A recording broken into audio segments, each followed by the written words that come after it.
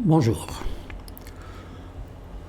Nous avons entrepris de publier une trilogie sur les OTT OVNO et la destruction de la valeur des sociétés exploitant des réseaux de télécommunications. Lors du premier épisode, nous avons fait les calculs démontrant l'impact technique qui s'est traduit en augmentation des besoins en ressources, notamment de transmission internationale. L'objet de cet épisode, qui est donc le numéro 2, est de mesurer l'impact comptable correspondant par la valorisation du surcoût de transmission et l'impact qu'il a sur le coût de chacun des services.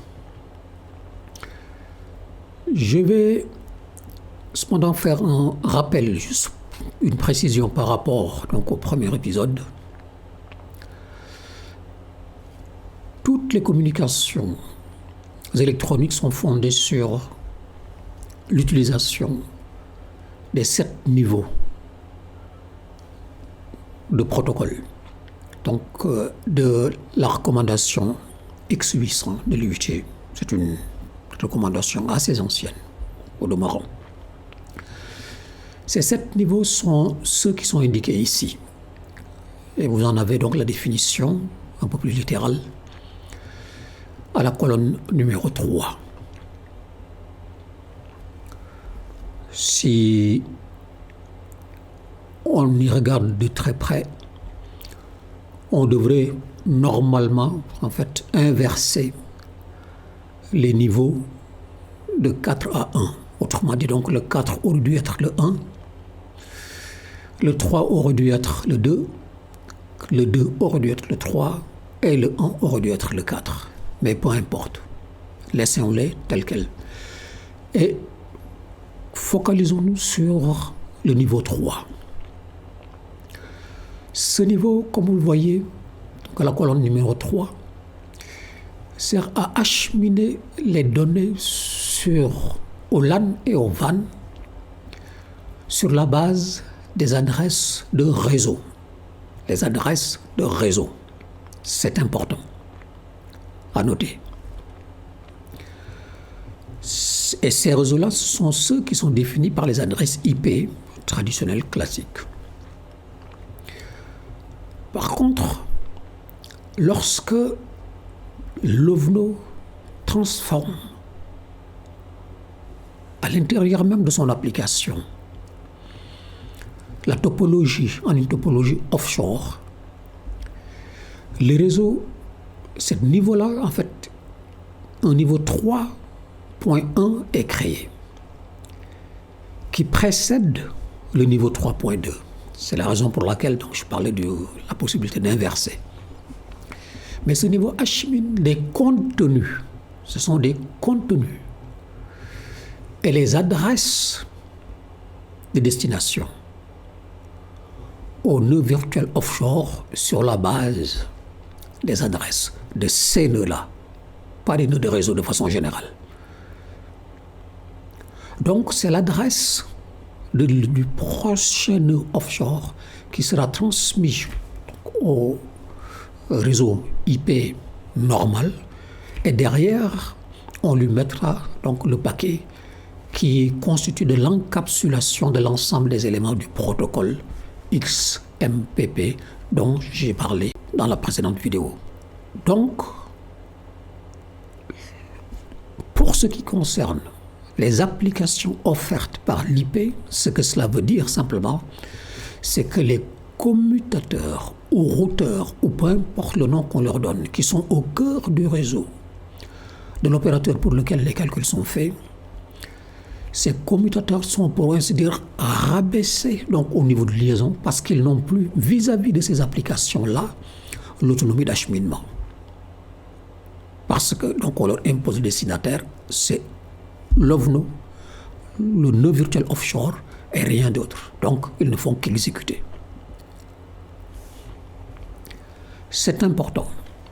Alors, Donc c'est ce qui nous avait amené à constater donc, les écarts absolument faramineux qui sont indiqués ici.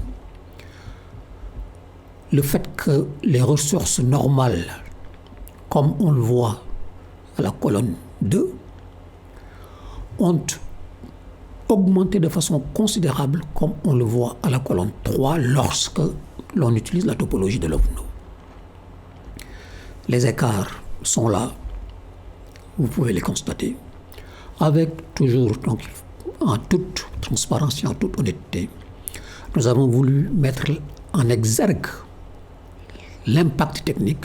C'est la raison pour laquelle nous avons pris une position du nœud virtuel offshore assez éloignée du pays fictif que nous avons pris. Mais les principes sont les mêmes, que ce soit à 1000 km, à 500 km ou à 6000 km. Ce qu'il y a, c'est que donc en fait, on consomme sur ces tronçons-là donc des ressources qui sont totalement inutiles. Et ça, c'est l'essentiel. Vous vous souviendrez aussi que lors de la première présentation, du premier épisode, j'avais noté avec vous les coûts unitaires des unités de transmission nationale, domestique et internationale. Maintenant que nous avons l'écart de ressources, nous pouvons calculer l'augmentation globale du coût de chacune des sections. Transmission nationale, transmission domestique, transmission internationale. Je vous rappelle que ces sections-là sont les centres d'analyse principaux.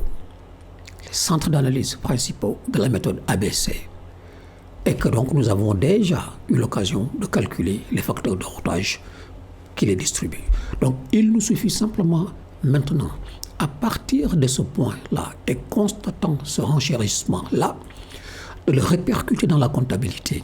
Ici, nous avons le livre journal de l'opérateur pour lequel les calculs sont faits.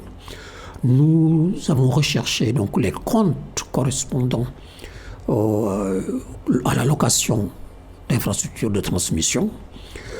Nous les avons associés donc à des centres d'analyse, aux centres de coûts. Et puis, on refait tout simplement, on réimporte donc dans Costec ces éléments-là, donc les éléments du livre journal analytique.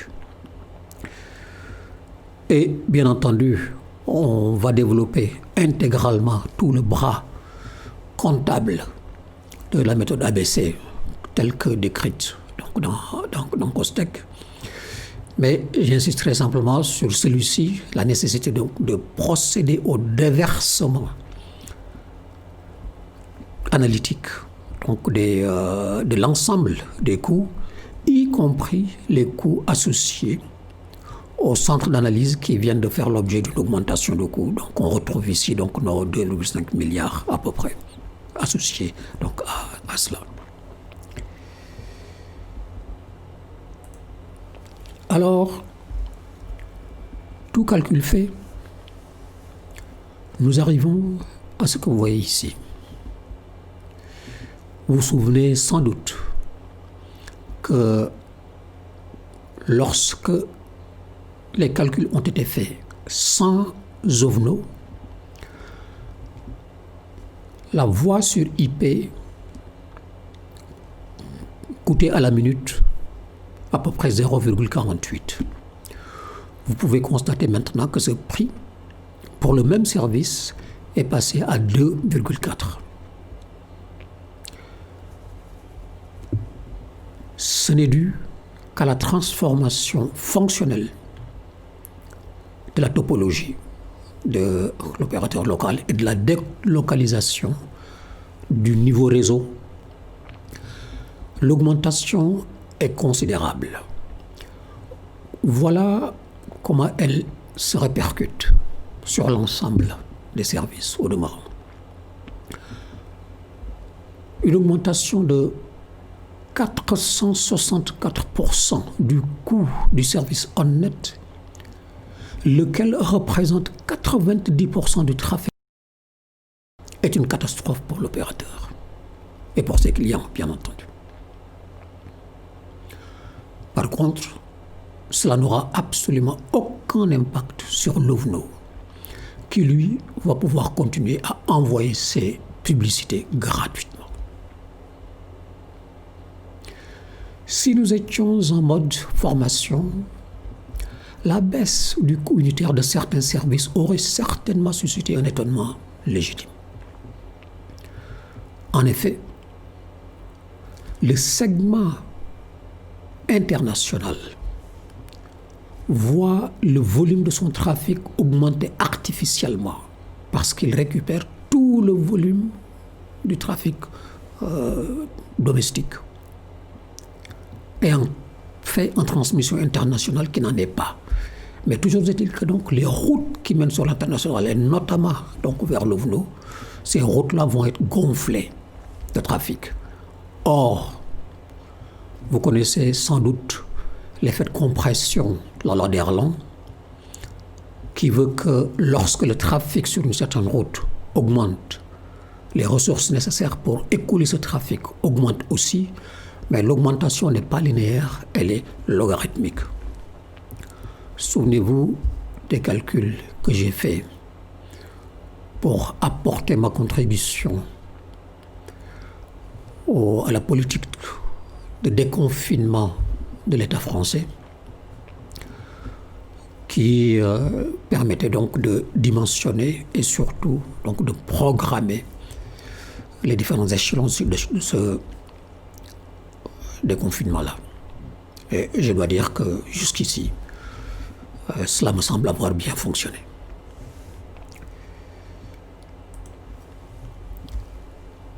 Tout cela a des conséquences. Certaines sont directes. Bon, comme nous venons de le dire, le coût unitaire de la section internationale du réseau de transmission baisse. Bon, donc vous savez pourquoi. Cela semble favorable aux services de gros ou de détail utilisant normalement ce secteur, cette partie, ce segment du réseau.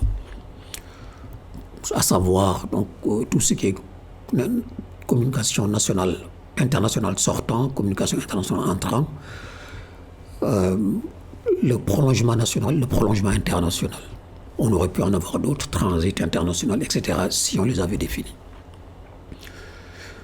Mais c'est une très fausse bonne nouvelle, car une partie importante des coûts de cette section est transférée aux services internes avec lesquels ils sont groupés dans des offres forfaitaires. C'est d'ailleurs la seule raison d'être de ces forfaits, ce sont des cache-misères. Les forfaits sont des cache-misères. Et ils vous empêchent de voir dans le détail, application par application, les conséquences que vous, en tant qu'opérateur, vous subissez, que vous, en tant que consommateur, vous subissez, et que vous, en tant que régulateur, vous subissez aussi. Le coût du mégaoctet de données de la voie sur IP passe de 1,356 lorsque l'application est offerte par l'opérateur local à 3,953 lorsque l'application est offerte par l'OVNO. C'est la réalité. C'est donc une augmentation de 191%, donc quasi triplement du coût du mégaoctet. C'est considérable et c'est loin d'être négligeable.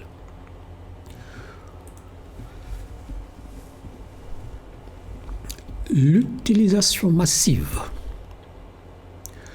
systémique et inutile de la section internationale sur les communications internes au pays fait exploser le coût unitaire des services de gros et de détail correspondants. Nous venons de le montrer. J'insiste particulièrement sur le caractère inutile de ces dépenses. Inutile.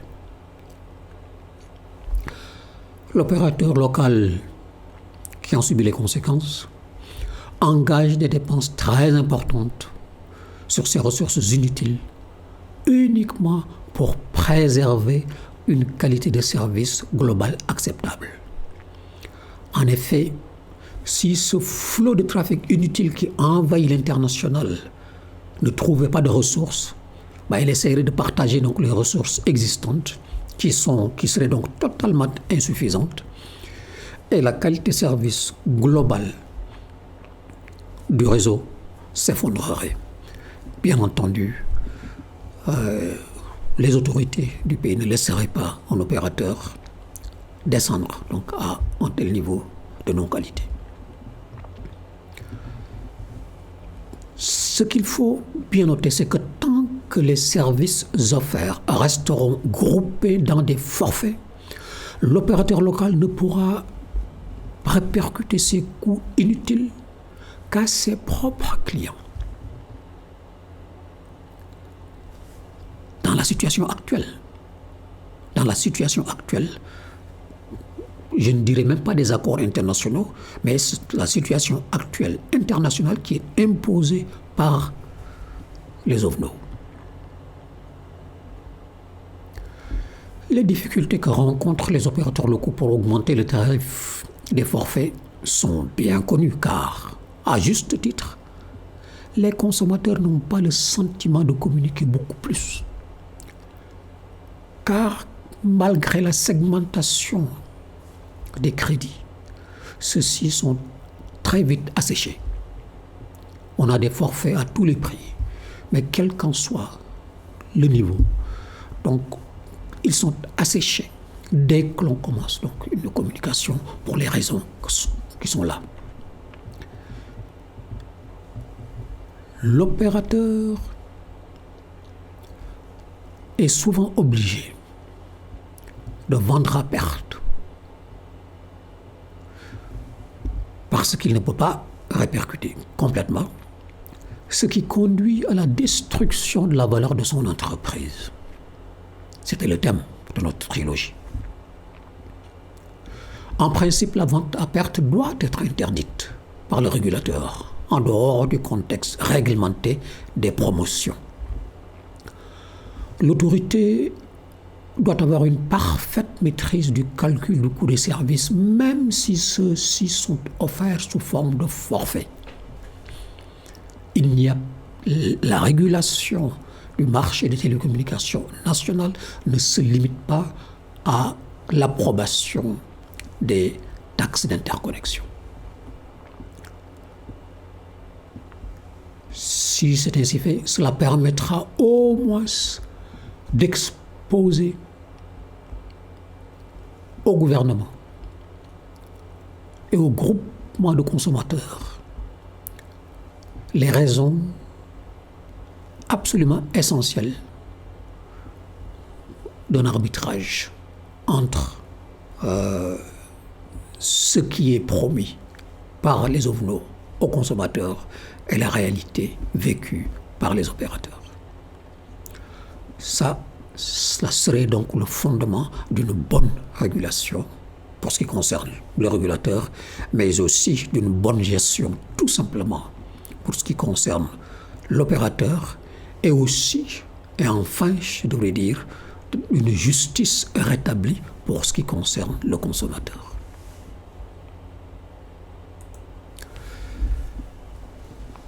Donc, les conséquences pour le régulateur sont multiples.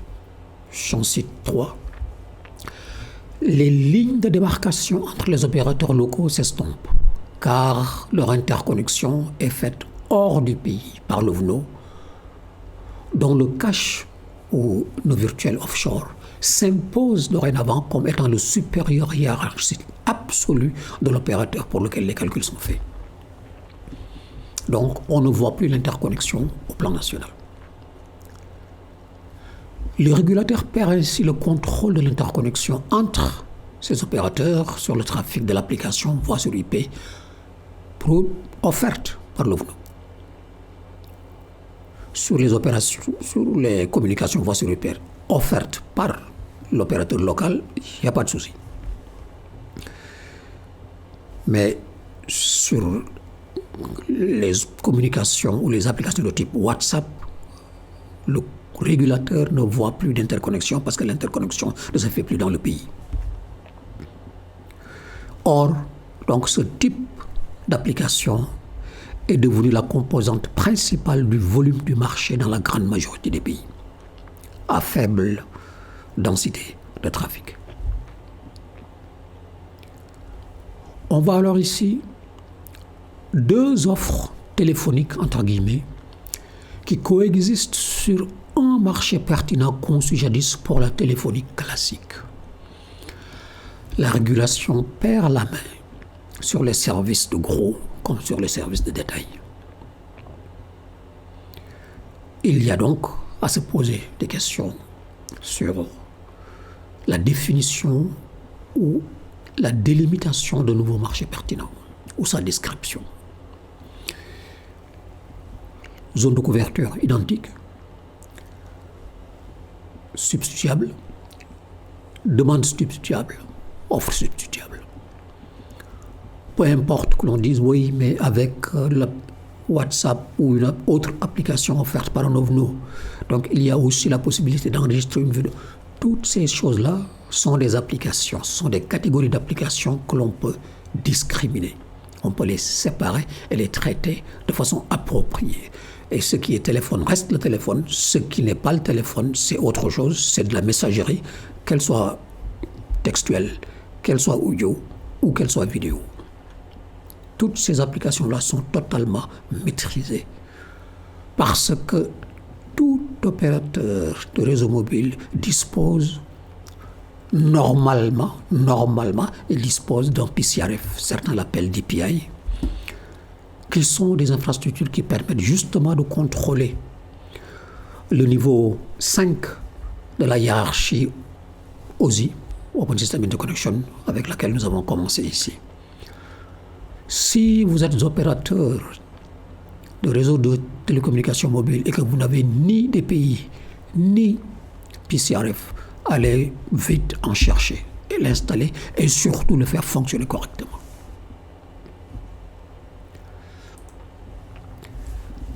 Mais cela ne s'arrête pas là. Il y a des conséquences qui peuvent être importantes sur le pays. Le cœur du réseau étant chez l'OVNO, c'est-à-dire offshore. Toute défaillance de ce dernier, volontaire ou pas, aura des conséquences lourdes dans le pays de l'opérateur local. La Covid a mis en évidence la sensibilité de ce sujet. Même dans les pays à forte densité de trafic, abritant pourtant des caches, des serveurs caches. Parce que on ne sait jamais. Les réseaux de télécommunications jouent un rôle important dans l'économie. Et si quelqu'un décidait pour une raison ou pour une autre de bloquer donc, le réseau de votre pays, parce que donc, le cœur du réseau se trouve chez lui et pas chez vous, ben, vous pourriez avoir des difficultés. Au moment même où j'enregistre cette vidéo, l'Union européenne est en train de discuter de ce sujet pour non seulement relocaliser, mais aussi trouver un moyen financier de contrebalancer le poids extraordinaire pris par ces OVNO, qu'ils appellent les GAFA ou peu importe.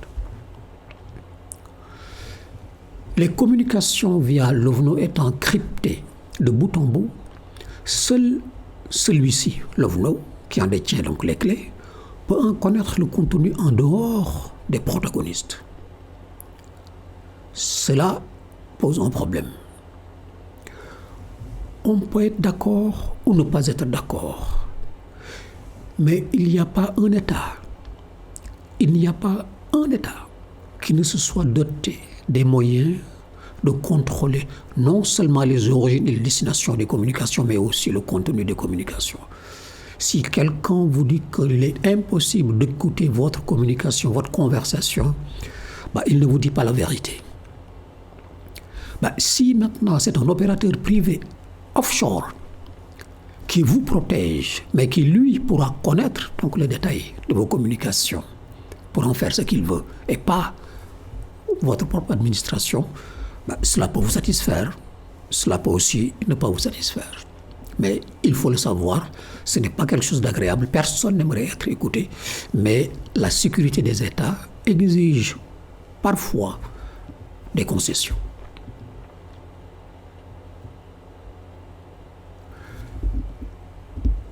On a vu que les tentatives d'alignement du prix du forfait ou des forfaits offerts, donc l'alignement de ce prix sur les coûts encourus, peut mener des manifestations d'insatisfaction, le sentiment des consommateurs à être assénés, à se voir assénés tout le temps, donc des coûts supplémentaires sur quelque chose qui est aussi simple que donc décrocher un téléphone ou utiliser un ordinateur pour pouvoir communiquer. La réalité est que imputer le coût des infrastructures inutiles, dont le besoin a été créé par l'utilisation des OVNO, au prétexte, donc imputer ces coûts aux consommateurs, au prétexte que c'est leur trafic qui induit le besoin correspondant, n'est pas acceptable, car ces consommateurs n'ont aucune sorte d'idée de ce qui leur est infligé par l'OVNO lorsque celui-ci leur promet la gratuité et qu'ils téléchargent son application et qu'ils cliquent sur accepter. Évidemment, rien n'est gratuit, parce que non seulement il va falloir qu'ils payent pour les ressources additionnelles induites, mais il faut aussi donc qu'ils payent pour supporter, donc y compris celui du trafic qui leur est envoyé par ces OVNO et qui consomment les crédits qu'ils ont achetés chez l'opérateur local. La destruction de la valeur des opérateurs locaux peut en faire des proies faciles pour des prédateurs voulant s'emparer d'entreprises d'importance systémique. Une fois encore, vous avez vu ce qui se passe actuellement même donc, dans les pays européens, mais aussi asiatiques, américains, etc. Tous les États se mobilisent pour protéger les entreprises systémiques, ne pas les laisser s'en aller. Quand on sait que dans les pays à faible densité de trafic, les télécommunications peuvent représenter jusqu'à 15% du PIB, on peut s'interroger sur la nécessité ou non de les garder sous le contrôle.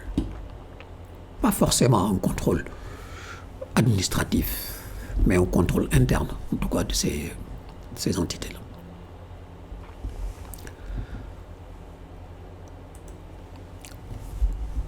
Ce qu'il faut vraiment retenir,